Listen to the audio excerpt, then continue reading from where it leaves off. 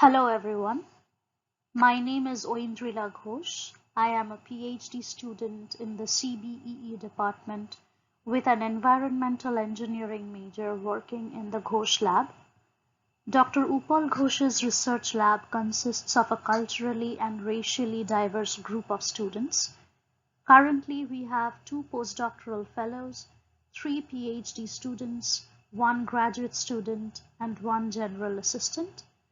This presentation here is a general overview of our lab, but if you are more interested to know about our specific research areas, you can either click on this link to our website or talk to me after the presentation, and I can direct you to the person associated with a particular project. We as a group perform research in environmental engineering and science with a focus on the fate, effects, and remediation of toxic hydrophobic organic contaminants or HFCs in the environment, like polychlorinated biphenyls or PCBs, polyaromatic hydrocarbons or PAHs, pesticides, dioxins, and certain heavy metals like mercury and arsenic. We explored the fundamental process mechanisms that control the fate of these contaminants in sediments and aquatic environments by using multidisciplinary tools to investigate their exposure and bioavailability to the organisms. This new understanding is then used to develop novel remediation technologies and site-specific remediation goals.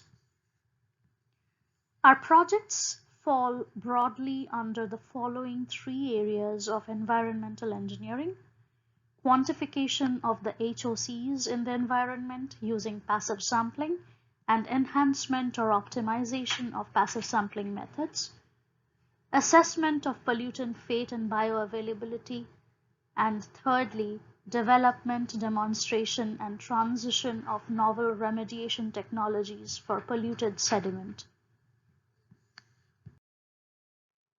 One of the major analytical tools that our group uses in quantifying the existing concentrations of the previously mentioned HOCs in the environment is passive sampling.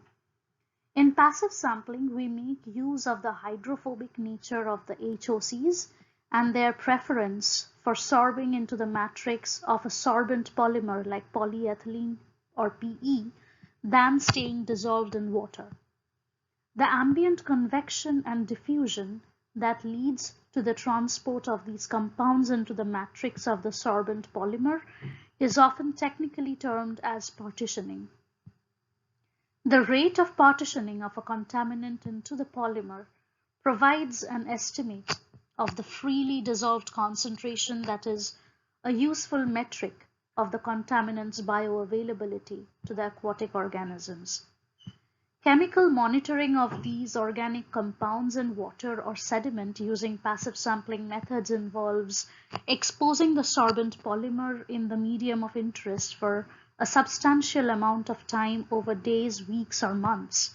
So a large part of our work involves in-lab preparation of passive samplers for deployment, field work, which is usually in the summer months for deployment and retrieval of the samplers, in-lab sample processing, and maintenance of the high-end gas chromatographic instruments used for the quantification.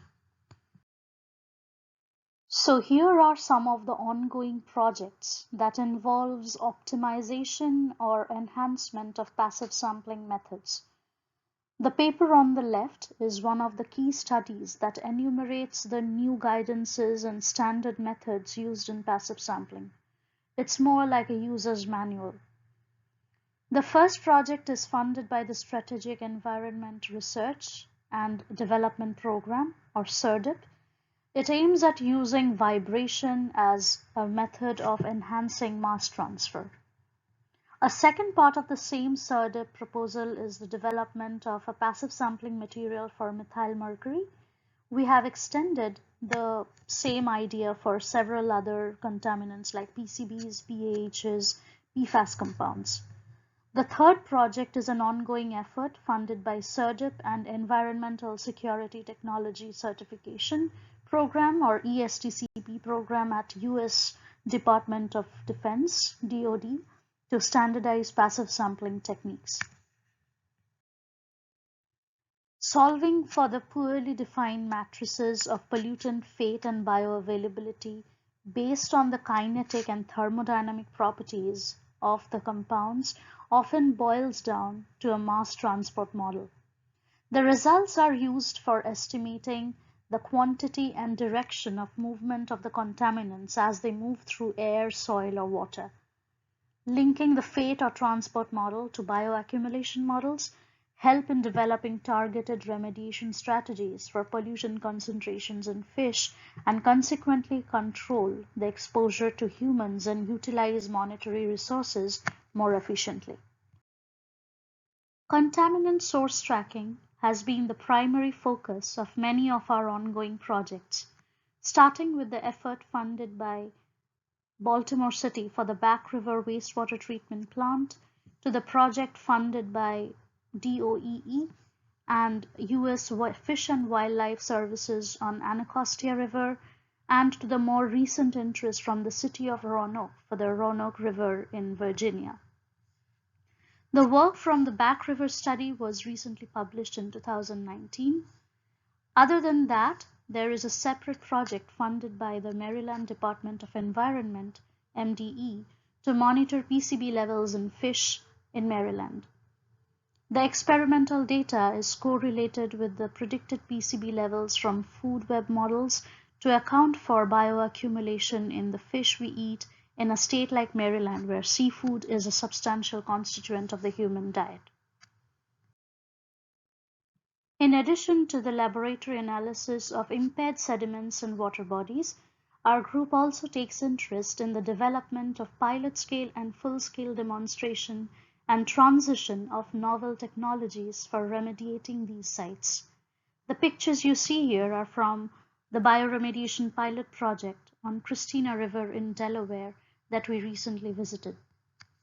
Such projects are usually carried out in collaboration with state and federal agencies like the ones listed here. The remediation work that has been done over the years have been published in leading journals and also been featured in local newspapers like the Baltimore Sun and the Bay Journal. The basic algorithm of the functioning of our lab is somewhat like this. The research that we as students do takes several different forms, such as working with state federal agencies, industry, individual student projects, field implementation of lab-based approaches, etc. The training we receive in the process prepares us in return to give back to each of these fields. We and the alumni of our research group are a part of this research, training, and translation ecosystem, and this is key to the useful network that we have developed over the years that has helped us get offers to contribute to the projects of our interest in several of these fields. With that, I would love to invite you guys, if you are interested to know about my specific area of research, to attend the CBEE Student Seminar Series on 23rd April, where I will be talking about how mass transfer modeling techniques are used for optimizing passive sampling applications a little more in detail. Before signing off, I should tell you that it is not always research and conferences. We organize hiking trips, bowling nights, pizza parties, and weekly Friday lunch sessions with the group, or that's what we used to do before the pandemic hit. Now, of course, everything is virtual. So here is hoping you have a nice time here at UMBC, and thank you for taking interest to listen to what we do as a research group. And I can take any question that you might have. Thank you.